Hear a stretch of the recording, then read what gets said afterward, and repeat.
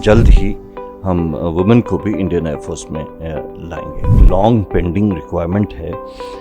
ये एक सुनहरा मौका है जिससे कि हम क्रॉस डोमेन यूटिलाइजेशन कर सकते हैं लोगों की। Use a dual use training which is extremely useful to us, at the same time also useful in the civil domain. जो पूरी फेज़ 1 फेज़ 2 मेडिकल है, ये एक वेल established procedure है। So today we have been joined by a person who has been touching the sky with glory from last 38 years.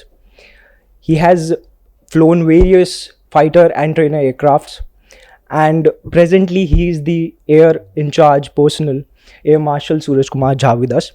Sir, starting with again on 14th of June, a transformative reform came in armed forces known as Agniveers scheme.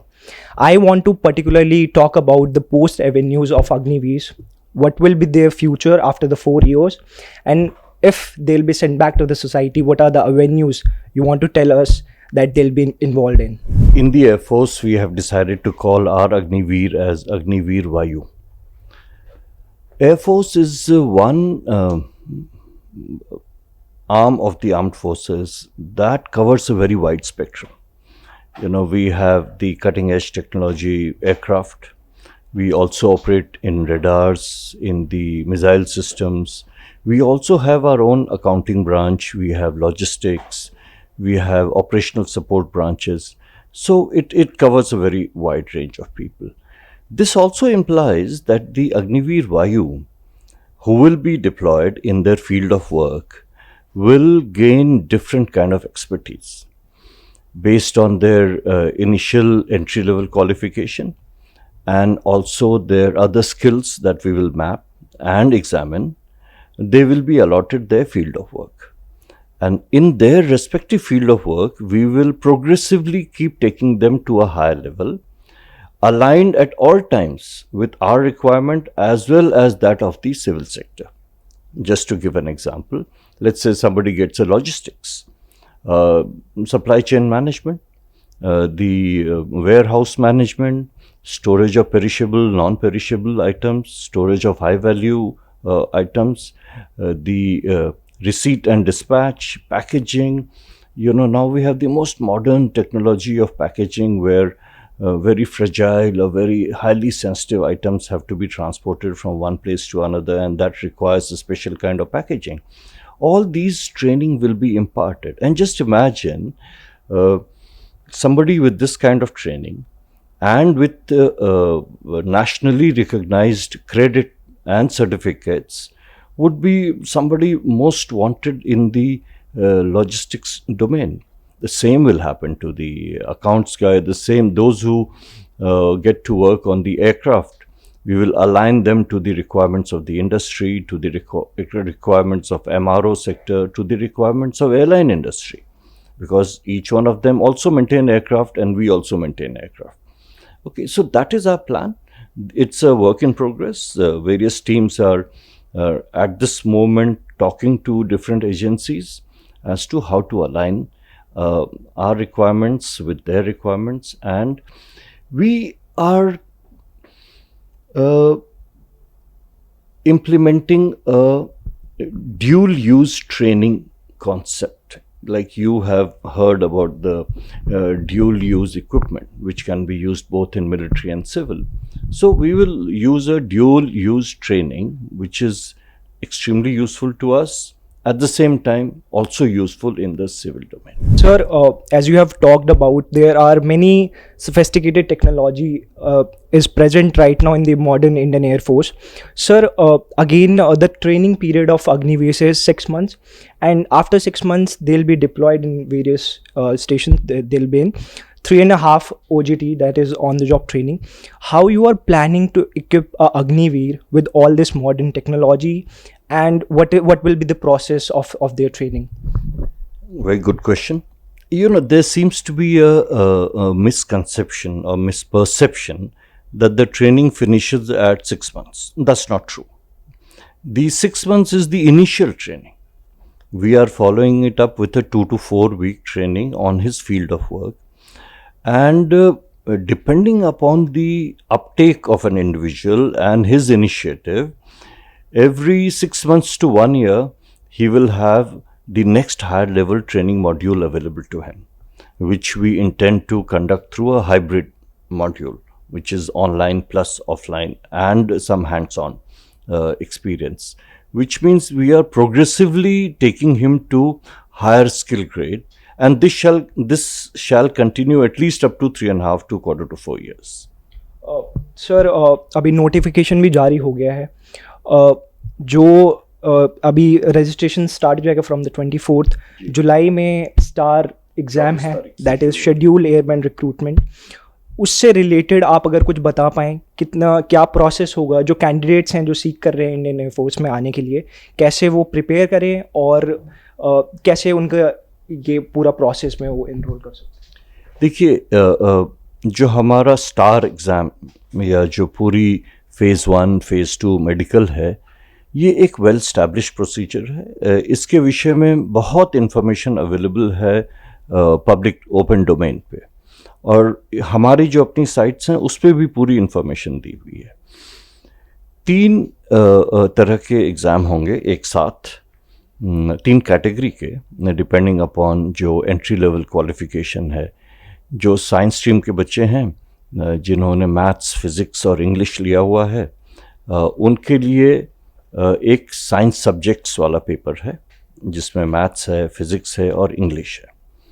जिन्होंने science नहीं लिया है उनके लिए एक other than science category का question paper है जिसमें इंग्लिश है और रीजनिंग, एनालिसिस, जनरल अवेयरनेस की पेपर है।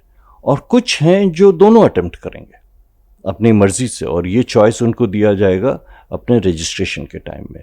तो वो science plus other than science, मतलब सारे पेपर्स अप्लाई करेंगे। सर अगेन जो एक कंसर्न ये भी रेस किया जा रहा है कि आफ्टर 4 इयर्स जो रेगुलर कार्डर होगा उसके लिए कैसे इंडक्शन प्रोसेस होगा, कैसे इसमें जो वायबिलिटी होगी, या फिर ये जो प्रोसेस है अगर इसके बारे में थोड़ा आप बता पाएँ कि कैसे थ्रू आउट, अगर वो 4 साल हैं, कैसे एनालाइज किए जाएंगे वो? देखिए, ये 3 जगह है जहां उसको एकदम टोटल लेवल प्लेइंग फील्ड मिलेगा। पहला तो एंट्री लेवल, जिसके बेसिस पे हमने उसका चयन किया है। दूसरा 6 महीने जब सब एक साथ ट्रेनिंग कर रहे हैं उसके एंड में जो हम परीक्षा लेंगे वो। और तीसरा 3.5 से 4 साल के बीच में एक हम और टेस्टिंग करेंगे कि अभी तक भाई 3.5-4 साल में आपने क्या सीखा है, और ये भी एक लेवल प्लेइंग फील्ड होगी। इसके अलावा उसके 3 एनुअल रिपोर्ट्स रेज होंगे हर साल, जो हमारा प्रोसीजर है। हर 3 महीने पे उसका एक फिज़िकल फिटनेस टेस्ट होगा, सालाना मेडिकल टेस्ट होता है। उसने अपने जो क्रेडिट ग्रांटिंग कोर्सेज़ हैं जिसके विषय में मैंने अभी से थोड़ी देर पहले बताया, उसमें कैसी परफॉर्मेंस रही है, डिसिप्लिन कैसा रहा है, जो जितनी बार वो रेंज पे गया है फायरिंग प्रैक्टिस के लिए, या जब भी वो गार्ड ड्यूटी पे रहा है तो उसकी परफॉर्मेंस कैसे रही है। हम एयरफोर्स में भाग्यशाली हैं कि हमारे पास एक networked central database system already established है जो हम अपने एयरमैन ऑफिसर्स सबके लिए यूज़ करते हैं। उसी नेटवर्क का इस्तेमाल हम करेंगे अपने अग्निवीर वायु के लिए भी। तो आप समझ सकते हैं कि हम उसको सिखा भी रहे हैं, उसको बढ़ावा भी दे रहे हैं, इनकरेज भी कर रहे हैं, मेंटरशिप भी कर रहे हैं, और साथ साथ हम भी उसको परख रहे हैं कि हमारे लिए मोस्ट सूटेबल कौन है। सर एक क्वेश्चन ये भी था कि इंडियन एयरफोर्स क्या विमेन अग्निवीर को इस बार इंडक्ट करेगा कि नहीं? और सर एक चीज़ ये थी कि जैसे इंट्रोड्यूस हुआ है रिक्रूटमेंट स्कीम, कैसे जो इंडियन डिफेंस इकोसिस्टम है, पर्टिकुलरली IAF, इनमें जब वो एंट्री होगी अग्निवीर्स की, कैसे वो आगे ले जाएगा? हम बात कर रहे हैं कि यंग प्रोफाइल होगी, हम बात कर रहे हैं टेक सेवी होंगे, future ready prepared arm forces होंगी। ये आप कैसे देखते हैं कि ये शेप जब करेंगे? हम बात कर रहे हैं 2030 की। कल लेफ्टिनेंट जनरल अनिल पुरी ने भी बोला था कि we will have 50% of our population below the age of 25। कैसे इसको हम कैपिटलाइज करेंगे सर? पहले मैं वुमेन का मुद्दा ले लूँ। महिलाओं को हम भी लेंगे, लेकिन इस पहले बैच में नहीं ले रहे हैं। इस पे एक स्टडी टीम बैठी हुई है पिछले 7-8 महीने से, उनकी रिपोर्ट आने ही वाली है कुछ दिनों में। उनके रिकमेंडेशंस के बेसिस पे हम देखेंगे कि हम तैयार हैं या नहीं, कहाँ कहाँ पे इनका इस्तेमाल हो सकता है। चीफ ऑफ एयर स्टाफ ने इसके विषय में अपना एक्सेप्टेंस इन प्रिंसिपल दे दिया है, तो हमें आशा है कि आने वाले समय में जल्द ही हम वुमेन को भी इंडियन एयरफोर्स में लाएंगे। पहले साल तो हम सिर्फ 3,000 ले रहे हैं।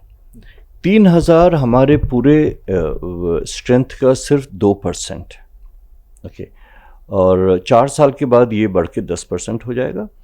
और हमारे केस में ये 50-50 कभी नहीं होगा। इसका एक कारण है, आर्मी में लोग 15 साल के बाद चले जाते थे काफ़ी लोग, और नेवी में भी। हमारे केस में ये पहले से ही 20 साल था मिनिमम इंगेजमेंट पीरियड, जिसको हम आरई बोलते हैं। और हमारे में ये भी सुविधा थी एयरफोर्स में कि जिनको प्रमोशन नहीं मिला है वो एक्सटेंशन लेके अपने 57 साल तक काम कर सकते हैं। तो चूँकि हमें एयरफोर्स में खास के एक्सपीरियंस की बहुत ज़रूरत होती है, मेंटोरशिप की, इंस्ट्रक्टर्स की बहुत ज़रूरत होती है, तो हमारे पास, और शायद आर्मी की तरह हमारे हर सीनियर को फिज़िकल उतना नहीं करना पड़ता है मेहनत, तो हमारी 25 से 30% स्ट्रेंथ होगी अग्निवीर वायु की, और बाकी हमारे पास जो अग्निवीर से रेगुलर में कन्वर्ट हो गए हैं या जो हमारे एग्जिस्टिंग एयर वॉरियर्स, एयरमैन हैं, उनकी संख्या होगी। तो इससे आप देख सकते हैं कि एक ऑप्टिमम मिश्रण है यूथ का और एक्सपीरियंस का। दोनों चीज़ों की हमें भारतीय वायुसेना में ज़रूरत है। जो प्रोसेस था इसका, उस पर भी काफ़ी चीज़ आई थी कि okay the process is again, NSA ने कल बोला है it is not a knee jerk. इस पर काफ़ी सारी चीज़ें हुई हैं। कमिटीज़ की बात करें, Kargil review committee, Arun Singh committee है। 1989 में अ पेपर वॉज रिलीज कि हमें कम करनी है प्रोफाइल जो हमारे आर्म फोर्सेस हैं। ये कैसा स्टेप है उसकी तरफ, एक हम बोलेंगे Agnipath is a long pending reform that is now currently in process. तो इस चीज़ पे आप क्या बोलना चाहेंगे सर? एकदम सही है जो एनएसए ने कल कहा, या जो इससे पहले और भी प्रोनाउंसमेंट्स हो चुकी हैं कि एक लॉन्ग पेंडिंग रिक्वायरमेंट है। ये एक सुनहरा मौका है जिससे कि हम क्रॉस डोमेन यूटिलाइजेशन कर सकते हैं लोगों की, जो पहले अलग अलग ट्रेड्स में बांट दिया जाता था और अक्सर वायु सैनिक अपना उसी ट्रेड में ज़्यादा प्रोफिशिएंट रहते थे और बाकी काम दूसरों पे छोड़ा जाता था। अब वो नहीं होगा। अब क्योंकि देखिए, पीस टाइम ऑपरेशंस और लड़ाई के टाइम का ऑपरेशंस बहुत अलग होता है। लड़ाई के टाइम में ऑल हैंड्स ऑन डेक जैसे नेवी कहती हैं, वही हमें भी रिक्वायरमेंट है। तो ये ज़रूरी है कि इवेंचुअली हमारी पूरी इंडियन एयरफोर्स कुछ कुछ एसेंशियल एक्टिविटीज़ से में एक्सपीरियंस्ड हो, उसकी ट्रेनिंग, फॉर्मल ट्रेनिंग दी गई हो। तो उस हिसाब से तो मैं समझता हूँ कि ये एक बहुत बड़ा अपॉर्चुनिटी है। दूसरा, अगर 4 साल तक एक यंग आदमी एक कॉम्पिटिटिव एनवायरनमेंट में एंड सपोर्टिव एनवायरनमेंट में ग्रो होता है, तो उसका कैरेक्टर बदल जाता है। वो ज़िंदगी भर उसी तरह के हाई परफॉर्मेंस एनवायरनमेंट में खुशी खुशी से मेंटेनिंग अ हेल्दी लाइफस्टाइल वो रहेगा।